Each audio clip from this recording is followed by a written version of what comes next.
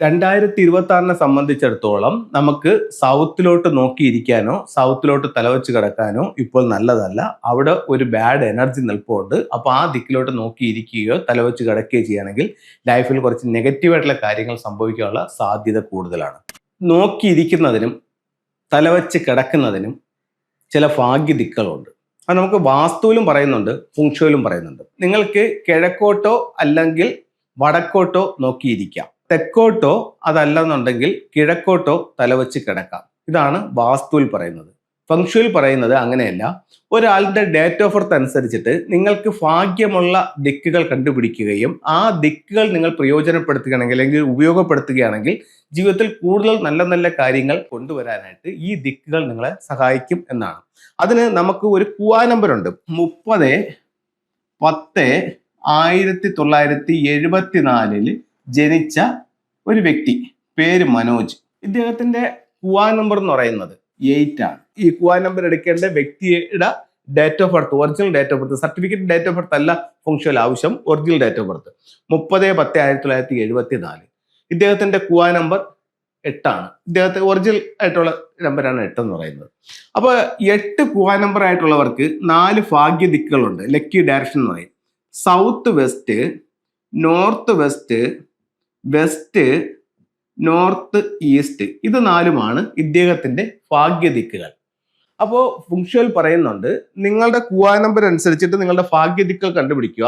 ആ ദിക്കിലോട്ട് നോക്കിയിരിക്കാം, ആ ദിക്കിലോട്ട് തലവെച്ച് കിടക്കാം, ആ ദിക്കിൽ നിങ്ങളുടെ വീടിന്റെ പ്രധാന വാതിൽ നിർമ്മിക്കാം, ആ ദിക്കിൽ നിങ്ങൾക്ക് ബെഡ്റൂം ഉപയോഗിക്കാം എന്നീ കാര്യങ്ങൾ പറയുന്നുണ്ട്. ഈ ഓരോ ദിക്കുകളും ഓരോ സൗഭാഗ്യങ്ങളാണ് ഇദ്ദേഹത്തിന് കൊടുക്കുന്നത്. ഇദ്ദേഹം തെക്ക് പടിഞ്ഞാറോട്ട് നോക്കിയിരിക്കുകയോ തലവെച്ച് കിടക്കുകയോ ചെയ്യുകയാണെന്നുണ്ടെങ്കിൽ എല്ലാ സൗഭാഗ്യങ്ങളും ഇദ്ദേഹത്തിന്റെ ജീവിതത്തിലേക്ക് വരും. വടക്ക് പടിഞ്ഞാറാണെങ്കിൽ ഇദ്ദേഹത്തിന്റെ ആരോഗ്യം മെച്ചപ്പെടും.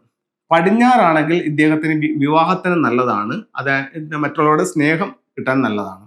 വടക്ക് കിഴക്കാണെങ്കിൽ ഇദ്ദേഹത്തിന്റെ തൊഴിലിനും വിദ്യാഭ്യാസത്തിനും നല്ലതാണ്. ഈ 4 രീതിയിലാണ് ഈ 4 ദിക്കുകളെ നമ്മൾ പ്രയോജനപ്പെടുത്തേണ്ടത്.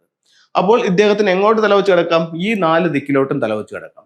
ഇപ്പോൾ ഒരു ദിക്കിന് തിരിവില്ലാത്തൊരു വീടിനെ സംബന്ധിച്ചിടത്തോളം ഇദ്ദേഹത്തിന് ഒരു ദിക്കിലോട്ട് മാത്രമേ തലവെച്ച് കിടക്കാൻ പറ്റൂ. എങ്ങോട്ടാണ്? South, north, west, east.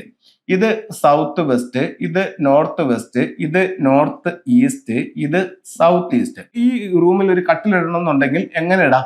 ഇങ്ങനെ കട്ടിലിടാനാണ് ഇവിടെ പറ്റുന്നത്. അപ്പൊ ഇദ്ദേഹത്തിന് എവിടെ തലവെച്ച് കിടക്കാം? വെസ്റ്റിലേക്ക് തലവെച്ച് കിടക്കാം. ചില വീടുകളിൽ ഇവര് ഇത് ക്രമീകരിക്കാൻ വേണ്ടിയിട്ട് കൺസൾട്ടന്റുമാര് ഇത്തരത്തിലും ബെഡുകൾ ഇടുന്നൊരു രീതിയുണ്ട്. ഇങ്ങനെ ഒരല്പം ടിൽറ്റ് ചെയ്തിടും. അപ്പൊ എന്ത് പറ്റും? സൗത്ത് വെസ്റ്റ് എന്ന് പറയുന്ന 1ാമത്തെ ഡയറക്ഷനിലേക്ക് തലവെച്ച് കിടക്കാനായിട്ട് സാധിക്കും. അപ്പം ഇതും വളരെയധികം പ്രയോജനമായിട്ടുള്ളൊരു മാർഗമാണ്. പക്ഷെ ചെറിയ റൂമുകളൊക്കെ ആണെങ്കിൽ കുറച്ച് ബുദ്ധിമുട്ടുണ്ട്. ഇപ്പൊ ഇവിടെ ഏറ്റവും നല്ലത് എന്താണ്? ഇദ്ദേഹത്തിന്റെ ലക്കി ഡയറക്ഷൻ ആയിട്ടുള്ള വെസ്റ്റിലേക്ക് തന്നെ തലവെച്ച് കിടക്കും. ഇതിപ്പോ ഫംഗ്ഷൻ പ്രകാരം ഈ 4 ദിക്കുകളും ഇദ്ദേഹത്തിന് സ്വീകരിക്കാം. അപ്പൊ ആ ദിക്കിലെ വീടാണെങ്കിൽ ഇദ്ദേഹത്തിന് വെസ്റ്റ് മാത്രമേ കിട്ടത്തുള്ളൂ.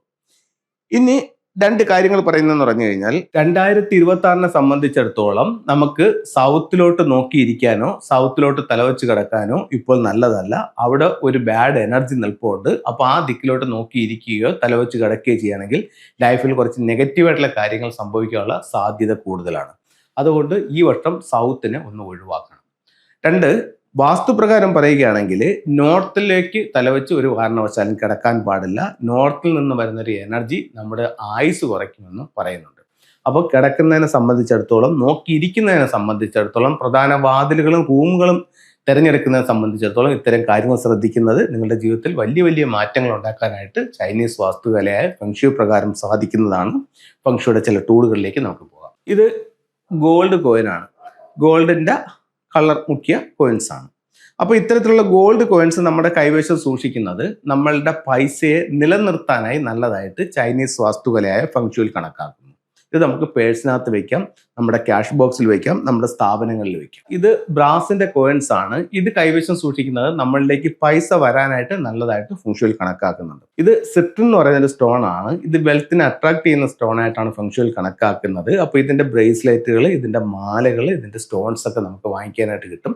ഇത് നമ്മുടെ ക്യാഷ് ബോക്സിലോ നമ്മുടെ കൈവശമോ സൂക്ഷിക്കാം. ഒരു വീടിന്റെ വാസ്തുദോഷങ്ങൾ മാറാനായിട്ട് 4 അനിമൽസിനെ ഹാളിന്റെ 4 ദിക്കുകളിലായിട്ട് വെക്കാം.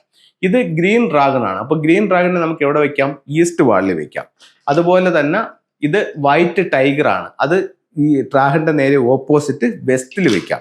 ഇത് ഫീനിക്സ് ബേർഡ് ആണ്, സൗത്തിൽ വെക്കാം. ഇതിന്റെ നേരെ ഓപ്പോസിറ്റ് ആയിട്ട് നോർത്തിൽ ടോർട്ടോയ്സിന് വെക്കാം.